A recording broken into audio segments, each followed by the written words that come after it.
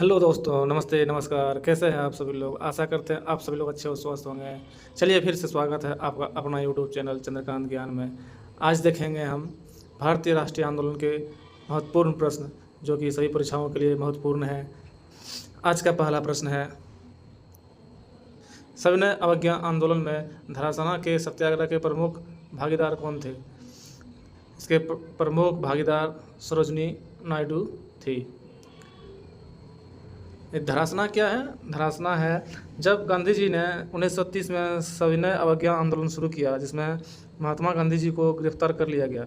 जो गुजरात में एक जगह धरासना है जहां नमक बनाया जाता है, वहीं गांधी जी को धरना पर बैठने वाले थे, लेकिन गिरफ्तारी के कारण नहीं बैठ पाए, जिसके बाद इसमें अहम भूमिका सरोजनी नायडू ने निभाई थी। अगला प्रश्न संख्या 2, थोड़ा सा एडजस्ट कर लेते हैं।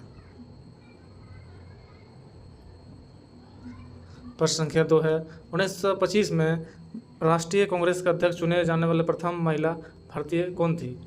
1925 में पहली बार भारतीय राष्ट्रीय कांग्रेस की महिला अध्यक्ष सरोजनी नायडू बनी थी। क्या आप बता सकते हैं 1925 में राष्ट्रीय अधिवेशन कहाँ पे हुआ था? यह अधिवेशन कानपुर में हुआ था।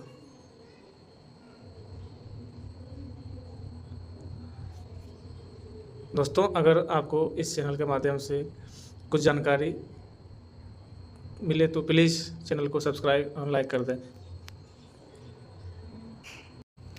इससे आगे आपको बहुत इम्पोर्टेंट प्रश्न मिलेंगे। प्लीज़ वीडियो को पूरा देखें आगे जानने के लिए।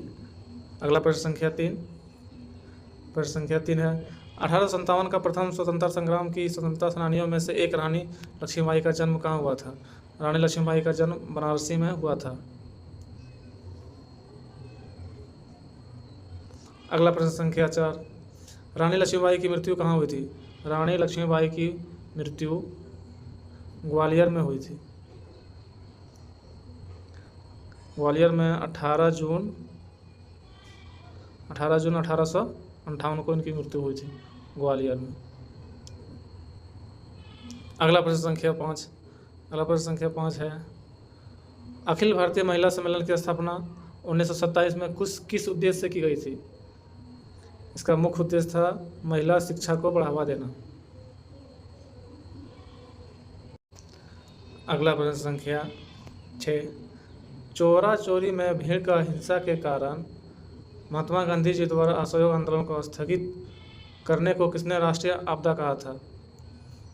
सुभाष चंद्र बोस ने इसे राष्ट्रीय आपदा कहा था। अगला प्रश्न संख्या 7, भारत छोड़ो आंदोलन के दौरान भूमिगत आंदोलन चलाने वाली महिला नेता कौन थी? भूमिगत आंदोलन चलाने वाली महिला नेता अरुणा आसफ अली थी। जब भारत छोड़ो आंदोलन के दौरान सभी नेता को गिरफ्तार कर लिया था, उस समय अरुणा आसफ अली ने भूमिगत आंदोलन चलाया था। अगला प्रश्न संख्या 8, भारत छोड़ो आंदोलन के दौरान गुप्त रेडियो संचालित करने वाली महिला नेता कौन थी? महिला नेता थी उषा मेहता, जिन्होंने गुप्त रेडियो संचालित की थी। अगला प्रश्न संख्या 9, किसने असहयोग आंदोलन में सक्रिय रूप से भाग लिया और चटगांव में शिक्षक बने, जिन्हें मास्टर दा के नाम से भी जाना जाता है? वो थे सूर्यसेन। अगला प्रश्न संख्या 10, भारत छोड़ो आंदोलन के दौरान किस गैर कांग्रेसी नेता को नेतृत्व प्रदान किया गया था? वह नेता थे जयप्रकाश नारायण, जो कि कांग्रेस के नेता नहीं थे, जिन्हें नेतृत्व दिया गया था भारत छोड़ो आंदोलन का। अगला प्रश्न संख्या 11, किस भारतीय आंदोलन के दौरान पहली बार वंदे मातरम लोगों का लोकप्रिय गीत बन गया था? यह लोकप्रिय गीत स्वदेशी आंदोलन के बाद बन गया था। अगला प्रश्न संख्या है 12, किस वर्ष महात्मा गांधी और भारतीय राष्ट्रीय कांग्रेस ने सहयोग आंदोलन का नेतृत्व किया था? यह नेतृत्व सितंबर 1920 से 1922 तक किया था। अगला प्रश्न संख्या 13, ब्रिटिश वस्तु का बहिष्कार शब्द का प्रयोग निम्नलिखित में से किस आंदोलन में किया गया था? यह स्वदेशी आंदोलन के बाद ब्रिटिश वस्तु का बहिष्कार शब्द का उपयोग किया गया था। इस समय लॉर्ड कर्जन वायसराय था, जिन्होंने बंगाल का बंटवारा कर दिया था। यह बंटवारा 16 अक्टूबर 1905 को हुआ था। यह बंटवारा के कारण ही ब्रिटिश वस्तुओं का बहिष्कार भारतीयों द्वारा किया गया था। अगला प्रश्न संख्या 14। 1922 में महात्मा गांधी ने असहयोग आंदोलन रोक दिया था क्योंकि किसानों की भीड़ ने डैश पुलिस थाने में आग लगा दिया था। वह पुलिस थाना था चोरा चोरी पुलिस थाना। यह पुलिस थाना यूपी के गोरखपुर में पड़ता था। अगला प्रश्न संख्या 15। 1920 में महात्मा गांधी द्वारा शुरू किया गया असहयोग आंदोलन का उद्देश्य क्या था? इसका मेन उद्देश्य था स्वशासन, भारतीयों को कुछ अपना शासन चलाने के लिए दिया जाए। अगला प्रश्न संख्या 16। धरसाना साल्ट वर्क में सत्याग्रह के बारे में रिपोर्ट करने वाले विदेशी पत्रकार का नाम क्या था? उस विदेशी पत्रकार का नाम वेब मिलर था।